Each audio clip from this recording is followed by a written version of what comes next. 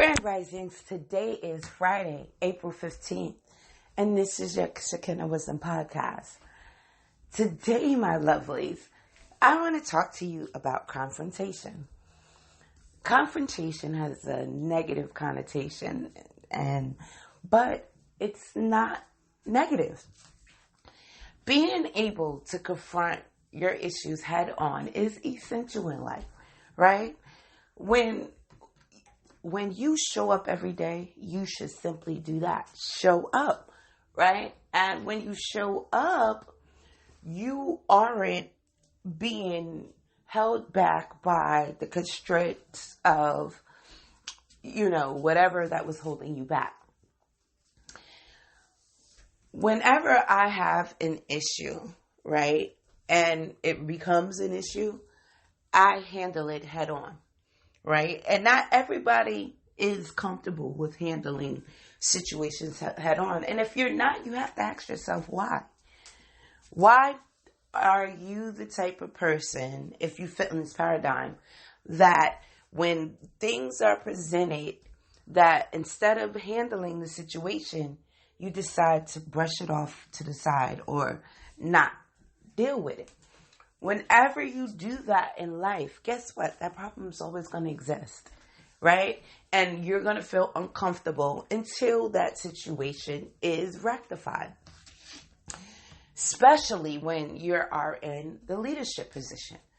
If you are in a leadership position and you do not handle the situations that are presented to you head on, you're going to eventually have to deal with them. So it's best to confront things right then and there with no fear. Once you realize that life happens for you and not to you, any type of confrontation you have in life, you know that it's essential to take you from whatever that point A is to point B. And we have to embrace the changes that come along with it. The only one thing that's constant is change. And a lot of us are fearful of that change. And that's why certain people are fearful of confrontation. However, when you handle that situation the way it needs to be handled, you will come out more confident. And then you'll be able to handle other situations accordingly. It becomes easier and easier once you start dealing with these situations accordingly. When you don't, things like resentment is going to start forming in your life. Do you really want to resent the situations and the outcomes that you arrive in? If not, then what are you going to do to make sure that doesn't occur? One of the things is handling situations head on, right? No, he said, she said. You take a situation and you speak directly to that person. Now, one type of person that would do that to you is a person that wants to take advantage of you, right? Now, a person that wants to take advantage of you, they don't want to handle situations head on, right? They want to come in sideways, so you're not really paying attention to what's going on. And watch how people move, right? The way they treat others, don't think that there is going to be different treatment of you. If you see people moving wishy-washy, standing on both sides of the fence, one today they love you and tomorrow they don't. They only love you when you could benefit them. Those are not the right people that you need in your life. And you have to remove them accordingly. Because when you're attached to people like that, you carry their karma as well. So whatever's going to befall them is going to befall you. Why? Because you are an active participant in their life. That's why my circle is as small as it is. Because in order for you to qualify to even be within my circle of influence, you have to carry yourself in a certain vibration.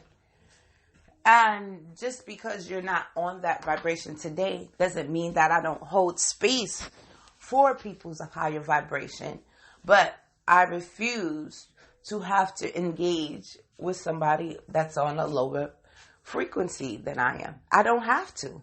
That's one of the choices that you can make when you are a person that is assertive in life, right? When you're ready to confront situations head on, you can make decisions like that because you're moving with assurance. You're moving with confidence. You value you so much that you are not going to allow yourself to be in any type of unsavory situation that's not to your liking. That's called taking your power back. That's called reclaiming your time. The only people that will be happy with you not showing up as your higher self and that's not willing to support you the way that you support them, those people were there to teach you a lesson about value. That's why they were here. They're not there for you to hate. They're there for you to learn from, right? Stop being that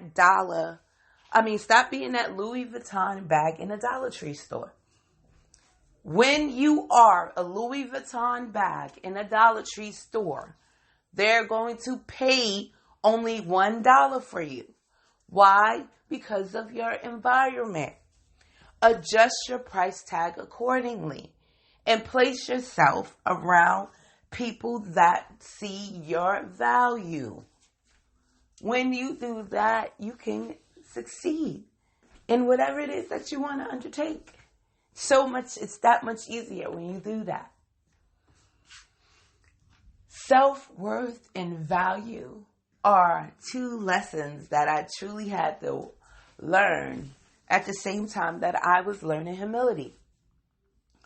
Humility is what I needed to keep me grounded.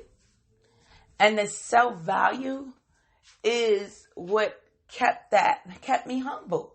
Because when you're confident in who you are, when you know who you truly are, there's no reason to show up in a way like you don't know who you are. And so once I realized that, I started moving accordingly. And you can too. You just have to change the way that you are viewing things in life. Do more, hurt less. That is the goal, right? We should be in a nature of helping things grow, just like you want to grow, right? And do what matters most. Sometimes we have to reevaluate what are our objects of enlightenment. And not only in a negative sense, but sometimes to remind us of just how far we've come. And it helps us to manifest and grow exactly what it is that we're trying. Key word, finish strong. Key phrase, finish strong. If you start something, complete the act. When you're cleaning up in the house, right? Or just simply moving around, right? You're making a sandwich, you open everything and you leave it out. After you finish making your sandwich, put all the stuff away. And that will preserve things for a future time. But when you stop and don't complete the act, the food could go bad, insects could get into it, other things could happen unsavory. So that's why we have to be a steward of our individual lives. No one could tell you how you should show up. You're the best knower of self. You were sent here with a job to be you. I didn't get that job. The people around you didn't get that job. But you got that job. Why? Because you were the most qualified. So now that you know that you're the most qualified person to play you, what are you going to do? How are you going to live out that part of your journey? How are you going to show up every day? I want you to show up that way. And I want you to be confident in who you are. Do not feel like that there's things in life that you know that you can achieve that you don't. Because if you know it's within your realms of your capability and you're not, there's a disconnect somewhere with what you want to do and what is being transmitted. And that's when you have to do a frequency check. How do you do a frequency check? You look at who shows up in your life. They're a reflection of you in some shape, form, or fashion. If it's a negative reflection, a reflection that you don't like, then that means there's some more self-work that needs to be done.